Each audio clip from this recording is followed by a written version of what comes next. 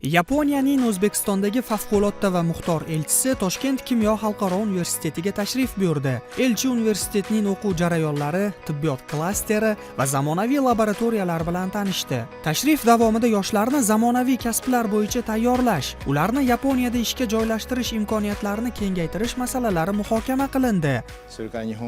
Yaponiyada tug'ilish ko'rsatkichining pasayib borishi sababli yuqori malakali chet ellik yosh mutaxassislarga talab ortmoqda. Shu bois biz ko'plab yoshlarni Yaponiyada ishlash imkoniyati bilan ta'minlashga harakat qilyapmiz. Biroq Yaponiyada ishlash uchun birinchi navbatda yapon tilini bilish talab etiladi. Bugun Toshkent kimyo xalqaro universitetiga tashrif davomida universitetda yapon tili darslari yo'lga qo'yilgani va yaqin yillarda yapon tili fakulteti ochilishi rejalashtirilayotgani ma'lum qilindi. Bu esa yoshlarning Yaponiyada ishga joylashish imkoniyatlarini oshiradi. Shuningdek, universitet rahbariyati xalqaro va yaponiyalik malakali professorlarni jalb etayotgani tufayli yaqin yillarda Toshkent kimyo xalqaro universitetidan ko'plab yuqori malakali mutaxassislar yetishib chiqishini kutish mumkin deb o'ylayman.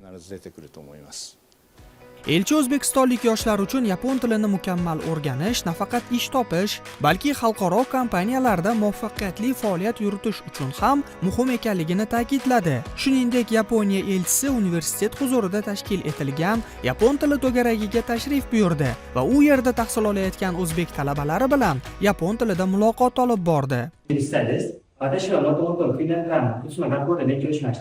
それから2年間、専門学校で勉強して、デザインスクールデザイナーのディプロマを取得しました。私は今、この学校で、大学で4年生です。専攻は建築家です。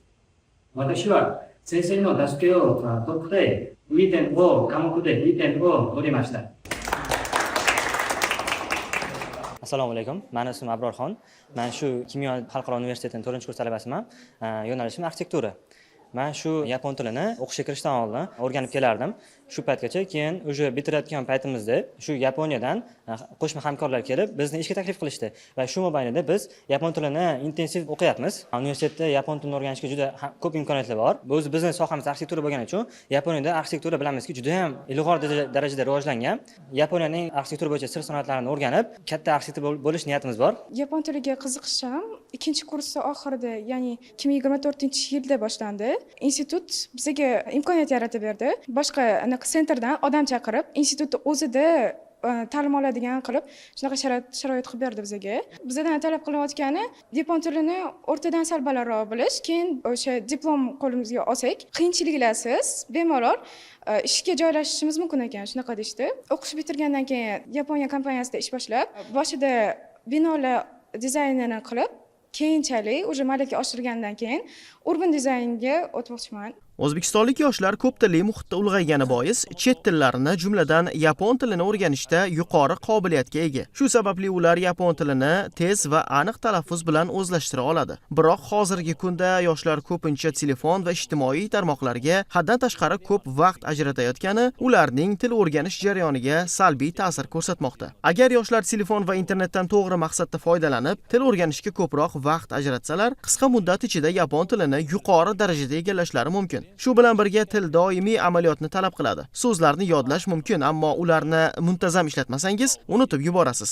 Tilni mukammallashtirish esa uzluksiz mehnatni talab qiladi. Shu bois yoshlarni o'z tillarini doimiy rivojlantirishga o'rgatishimiz lozim. Shunday qilsak, o'zbekistonlik yoshlar qisqa vaqt ichida yapon tilini mukammal biladigan, yuqori malakali mutaxassis bo'lib yetishib chiqadi deb hisoblayman. Tashrif davomida elchi Toshkent kimyo xalqaro universiteti qoshida faoliyat olib borayotgan Kimyo University Hospital klinikasi bilan ham yaqindan tanishdi. U yerda tashkil etilgan zamonaviy o'quv amaliy laboratoriyalar, klinika amaliyot zallari hamda talabalarga mo'ljallangan yangi yotoqxona binolarini ko'zdan kechirdi. Ular orqali talabalarga yaratilgan keng amaliy imkoniyatlarni yuqori baholadi. Toshkent kimyo xalqaro universiteti xalqaro aloqalarni kengaytirib bormoqda. Yildan yilga bizlarni xorijdagi hamkorlarimiz, bu Yevropa davlatlaridagi, Osiyo davlatlaridagi, Amerika Qo'shma Shtatlaridagi hamkorlarimizni safi kengayib bormoqda. Chunki talabalarimiz shuni xohlayapti. Ayrim talabalarimiz Yevropada ta'lim olish xohlaydi, ayrim talabalarimiz Osiyoda ta'lim olish ayrimlari Amerika Qo'shma Shtatlarida. Shu jihatdan qaraganda biz hozirgi kunda dunyodagi nufuzli universitetlarda bilan hamkorlik aloqalarini yo'lga qo'ymoqdamiz. Oxirgi yillarda Yaponiya bilan umuman O'zbekiston davlatining hamkorlik aloqalari kengayib bormoqda. 10 mingdan ortiq ishchilarni Yaponiyada ishlash imkoniyatlari tug'ilayotgani haqida ma'lumotlar berilmoqda.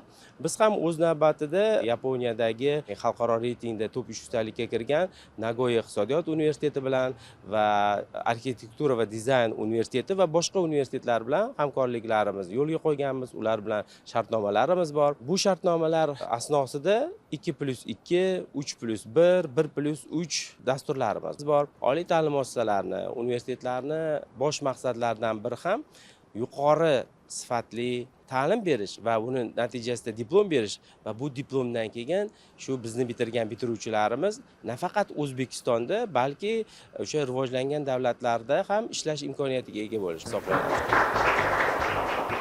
Toshkent kimyo xalqaro universiteti bugungi kunda nafaqat Yaponiya, balki AQSh, Janubiy Koreya, Italiya, Polsha, Turkiya va boshqa bir qator davlatlardagi nufuzli universitetlar bilan ham hamkorlik aloqalarini yo'lga qo'ygan. Shu bois bu yerda tahsil olayotgan talabalar dunyoning turli mamlakatlarida nafaqat amaliyot o'tash, balki o'qishni davom ettirish va ishga joylashish imkoniyatiga ham ega bo'lishmoqda. Bugungi kunda universitetning 38 ta ta'lim yo'nalishi bo'yicha kunduzgi va kechki ta'lim shakllari uchun qabul jarayonlari davom etmoqda.